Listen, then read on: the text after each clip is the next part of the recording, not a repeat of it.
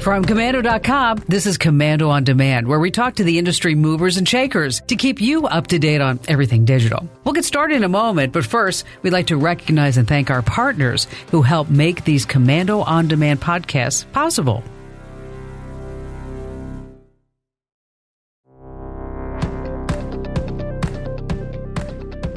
You probably already know this, but your IP address is your computer's own unique address on the web. Think of it like a digital house number for your computer. And once you're out on the web, people know what that IP address is. Websites track that. And the troubling part for most of it is that, well, all your online browsing, everything you do can be traced back to that IP address. Okay, so people say, and they call the show and they write me and say, well, how can I be totally anonymous online? Okay, you can hide your IP address. It allows you to stay anonymous. It protects your identity. It can also work around IP bans and access otherwise blocked websites. If you're a regular listener to the show, I was traveling overseas a lot this past summer, and I was still trying to catch up on The Handmaid's Tale, which, as I tried to fire up Hulu, it said, we're sorry, this content's blocked in this country. I'm like, what? Well, I fired up my VPN, and then I was able to catch up on everything. There are tons of ways for you to conceal your IP address while you're online, but the best option is to use a VPN. Now, once you're connected to Wi-Fi, your device receives a new IP address from the VPN provider, and then from there, all the traffic to and from your computer is just rerouted automatically through VPN servers. So, in essence, your real IP address is protected from any prying eyes. And I have to tell you, out of all the topics in the universe, well, aside from robocalls, I get so many questions about VPNs. So we wanted to put together this really special podcast for you to talk about VPNs and to get to the bottom line and to tell you about all the threats that are out there. Some of them you know, I'm sure, but probably most of them you don't. So we turn now to Harold Lee. He's the vice president at ExpressVPN. Now, he's also a privacy and security expert, which is why I'm so jazzed that he's joining us, because he works closely with advocacy organizations such as the Electronic Frontier Foundation, the Center for Democracy and Technology, Fight for the Future, Open Media, and the Open Source Technology Improvement Fund. Harold, thanks so much for joining us. And let's just start right here at the top. What do you see are some of the largest threats to Internet users? I think what you talked about just now is indeed a major threat to people's privacy. The fact that everyone has this unique identifier online, their IP address, and it follows them everywhere they go. And everyone who's providing you a service or is delivering you content online can tie your activity back to your IP address. And a lot of people don't seem to be aware of this. And I think if you describe it to them like people are able to tie all your online activity to your name instead, it feels a lot scarier. And in reality, it's not that different. So that's definitely one threat. And then another major threat that is very prevalent is that people aren't using encryption to protect their data when they're online. So this is particularly important when you're on a public Wi-Fi network, such as at a hotel or an airport. And your data is traveling unencrypted through those networks, and it's very easy for a hacker on that same network to be able to access your data if you're not using proper encryption. So those are some of the threats, but at the end of the day, I think a lot of the threats that people face have to do with kind of complexity and fear of doing something, because a lot of people think that privacy and security online can be overwhelming, and a lot of them throw their hands up. And that's really, I think the core challenge that we're trying to tackle. Well, and also people throw their hands up because it's like, yeah, I'm being tracked. I get that. Exactly. I know that big tech knows everything about me. They know that Google search that I did that I really wish that I didn't type into Google. I mean, they even know about that. But I think education is really key. A couple of weeks ago, I got a call on my show. And a guy wanted to know if his roommate would have access to all of his personal information because they're using the same wireless network. Okay. And I explained to him that, yes, there are tools out there. You know about them. I know about them. And these tools exist where if we're on the same Wi-Fi network, I can see everything that you're typing in. I know exactly what you're doing online. So I was explaining to this guy, and he's like, yeah, but I mean, doesn't he have to sit next to me to see everything on my computer? I'm like, what? No, he doesn't need to sit next to you and look over your shoulder. He can be in his own room. He could be outside. He could be parked in a car on the street if he has access to your Wi-Fi network. And I think a lot of people just don't understand that when you are at an airport or you're at Starbucks or whatever it is, that, you can be sitting there typing in anything that you want, doing your online banking, whatever it may be, and typing in your passwords, and somebody sitting next to you or across the cafe has full access to everything. Yeah, absolutely. I think, there are sites that have encryption, like HTTPS encryption, and that helps provide a level of protection against that. But unless your entire connection is encrypted with something like a VPN, it is very possible for someone else who is on the same network as you, whether that's your roommate or someone else at Starbucks, to be able to see what you're doing online. And let's talk about Google for just a second. But first, a special thank you to our partners who help make this podcast possible.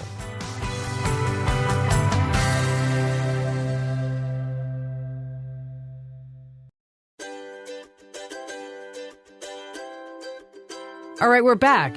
Let's talk about Google for just a second. Sure. Because what's your thought about Google manipulating search results so that this way certain results come to the top that maybe aren't necessarily the results that you're looking for? Yeah, I think that's a really interesting challenge that we're seeing these days with all these big tech companies who have so much influence over how we get our knowledge, how we share information. And they are using algorithms that basically make the decisions for us, what we see and what we're sharing. And those algorithms are big black boxes to us. And even to many of those people inside those companies, they don't know exactly how that algorithm is working. And I think they've got so much power that there's definitely some need for responsibility to be transparent and to disclose exactly how those algorithms are making decisions and be really thoughtful about how those decisions are being made. And then when we start talking about big tech tracking, Facebook, what was the number I saw? What is it? I think I saw, 53,000 different data points they know about every American. It was some crazy number like that. And I'm not surprised. And I started thinking about that. I mean, I didn't think I had 53,000 data points. I mean, maybe I'm not self-centered enough. I'm not sure. But when we look at all this tracking that's going on in the world, it's really astounding to me because I grew up with my father always saying, what happens in the house stays in the house, right? Okay. Mm-hmm. And now it's like what happens in the house is, well, it's on Snap, it's on Instagram, it's on Twitter, it's on Facebook. And all these various data points are being collected. And that's another thing I don't think that people realize is that, it's probably not a good idea to post online that, you just had a double Whopper cheeseburger with French fries and a hot apple pie and a chocolate milkshake because your cholesterol is so high, and you're not exercising and now you're looking for insurance, right? Okay, so... And I don't think people are correlating that they may not get the best rates because big tech is tracking that. Yeah, absolutely. The scariest thing I'm seeing is people swabbing their DNA and then sending it to a company.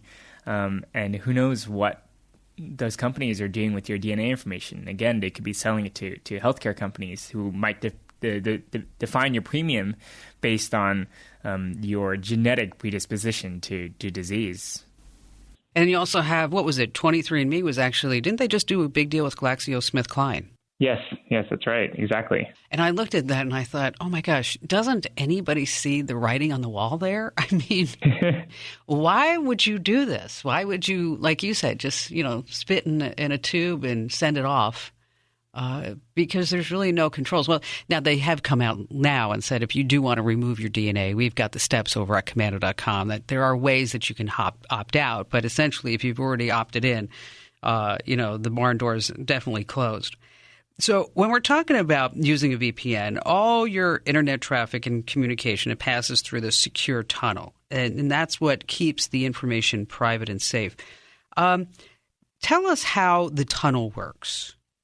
Sure. So You install an app on your device, whether that's your mobile phone or your desktop or a tablet, and that app establishes a connection with one of our servers, an ExpressVPN server, and it encrypts all the data that's flowing between your device and our server. So anything it passes in between, whether it's your Wi-Fi router, whether it's your internet provider, those people can't see what's happening in that connection because it's encrypted all the way to our server.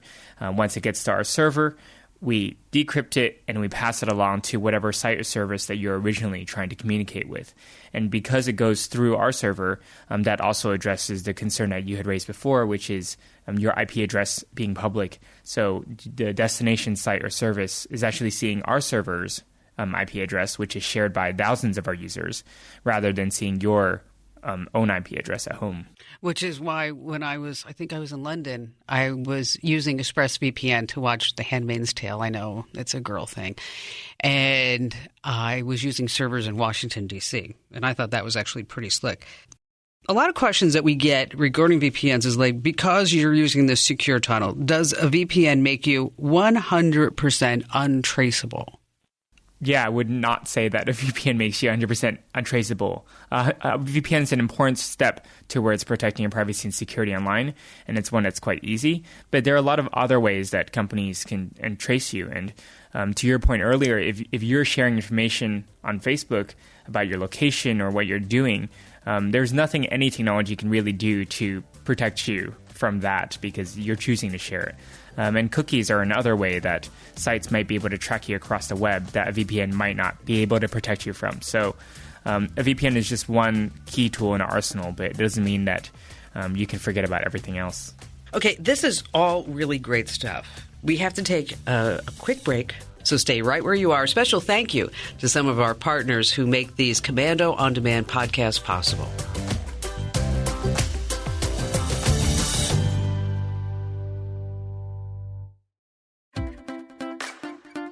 Hey, welcome back. Harold Lee is vice president at ExpressVPN. You don't want to miss a moment of anything that he has to say. Harold, a question that I get asked a lot is how the police can track you through a VPN. I don't know why people ask me this, so I thought I'd just run it by you. It's like, are you really going to do something that would be illegal? Because, of course, somebody's going to be able to just find you. Somebody's going to track you. Right. Yeah, I think we can see that there are many other tools that law enforcement have at their disposal. And perhaps a VPN is covering your IP address or is encrypting your data so that your internet provider can't tap into your stream. But certainly that law enforcement has other tools at their disposal. So I think like any privacy or security tool, there might be some ways that criminals might be able to use them. But fundamentally, a VPN is a privacy security tool for everyone. One of the things that I was really impressed with ExpressVPN, and because I've been doing this a long time, right? And normally when somebody would say VPN, you'd be like, oh, no, do I have to use a VPN? It's going to slow me down, right? You know what I'm talking about. You're like, okay, I don't care. Absolutely. Just, it'd be like, hackers, just take my data. Okay, it's fine because I just don't want to put up with the slow speed. But it really impressed me that there wasn't a lag at all when I was watching The Handmaid's Tale. I thought for sure that I was going to see some buffering messages. Now, of course, I used it all throughout my travels, and I use it here in the States. But how do you keep the speed so fast? Well, I'm glad you had a great experience. We do a lot. Part of it is proprietary acceleration happening behind the scenes that I can't really talk in detail about, but a lot of it is simply investing in our infrastructure. And as obvious as it sounds, there are very few providers who actually do this and do it well. Like I said, we have over 3,000 VPN servers around the world, and that covers every continent except for Antarctica. And we invest a lot in premium bandwidth from providers globally. So that kind of infrastructure investment is what makes it possible for people to connect quickly no matter where they are in the world, including when you're traveling. And we also have a team of network engineers that's testing speeds from multiple endpoints every day and optimizing. So it it boils down to, some of it is secret sauce, but a lot of it is just making sure we put more of our customers' dollars towards actually improving their experience. Because, to the point I was making earlier, we know that no matter how secure we make our VPN, it doesn't really make a difference unless customers actually use it. And when customers have to make the trade-off between convenience and functionality versus security and privacy, as you noted, we know what they choose. And when they choose one over the other, governments and businesses and hackers take advantage of that fact. So we're really focused on making our service easy to use and not something that hinders your internet experience. And that was just it, because when I installed it, I have to tell you, I was sitting there and, because I have a lot of products. I got things that people send me for the show or USA Today or whatever. And I always have to, I sit there and go, oh, man, do I have time for this? Because, very rarely does a product or service that you get, well, Google does a nice job with their Nest cameras.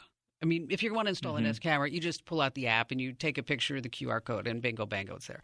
But typically when we're looking at VPNs or security software or something, it's going to make you jump through a whole bunch of hoops. So I actually had, cornered off 20 minutes to say, okay, I have to install ExpressVPN and, what is it going to do to my system? Is it going to mess it up? Is it going to slow me down? Whatever it is, because, I'm just expecting these things. And I have to tell you, I was so pleasantly surprised. I downloaded the app and literally, I've said this on my show, literally 3 clicks later, that's it. I'm done. And now I can see why you all give free online support 24/7, because I don't think anybody ever calls you, do they? They do, but sometimes it's just slightly more complicated things like setting up your Apple TV or setting up your router. But yeah, absolutely, we want to make that experience as simple as possible. So when we start talking about online security and privacy, a lot of it falls to us, common sense, right? Don't do dumb things online. Don't click links. Don't believe that somebody's going to give you $10 million through a Medicare investment fund or whatever else is going out there. What do you think about antivirus software? Well, when I say that, what do you think about antivirus software? Do you think we all still need that, and now a VPN is added to this? Is that enough to protect us? Yeah, the reality is, our digital lives are so complex now that no one tool is going to protect us. And, I think antivirus is still important, although it's increasingly being built right into operating systems. So, less of a thing for consumers to have to worry about all the time. VPNs are critical, but like you said, there are a lot of things we need to do to protect ourselves online against phishing, against other types of attacks. And, that there are things like using password managers, which, again, a very simple solution to what would otherwise be a very complex security problem that consumers should be doing, using two-factor authentication. Yeah, I think it's not a list of 10,000 things that people need to do, but I think considering how much of our lives we conduct online these days, I think consumers need to be thinking about maybe those top 4 or 5 things that they need to be doing to protect their privacy and security on their computers. So with all the VPNs out there, Harold, why should somebody choose ExpressVPN? Yeah, I think I would highlight maybe 2 things about it. One is that, as we talked about, our focus is on making protecting yourself super simple and super reliable. And for us, that doesn't just mean, industry-leading security. It also means apps and customer support that makes it super simple for you to get secure and then move on with your internet experience. 2 things I would highlight about how we make that easy for you and how we make it secure for you are, one, we have a technology called Trusted Server, which makes our VPN servers run only on RAM and not on hard drives. And as your listeners know, since RAM requires power to store data, that guarantees all information on a server is wiped every time it's powered off and on again. And as you can imagine, that's a huge boon for customer privacy.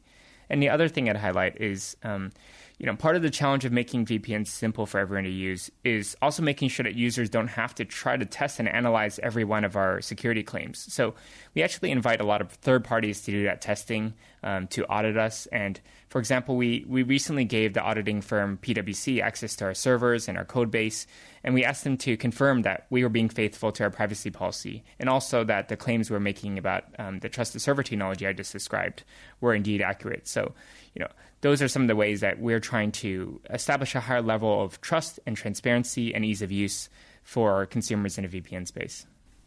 Well, Harold, thank you so much for joining us.